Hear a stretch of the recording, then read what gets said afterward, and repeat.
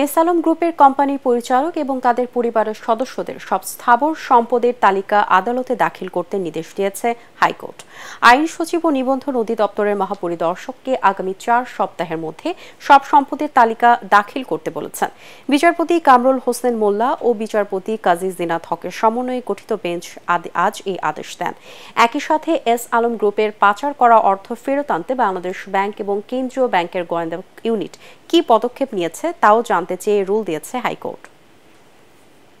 আমরা list of immovable assets and properties, সম্পত্তি তাদের নামে আছে in the name of S Alam group, share holder, director এবং ফ্যামিলি মেম্বার, এটার উপর ডাইরেকশন হয়েছে। তালিকা, সম্পত্তির একটা তালিকা তাদের নাম, পরিবারের নামে এবং এস আলম গ্রুপ শেয়ার হোল্ডারদের নামে যা যা আছে সমস্ত স্থাবর সম্পত্তির একটা তালিকা চাওয়া হয়েছে। কতদিনের মধ্যে? এটা 4 সপ্তাহের মধ্যে।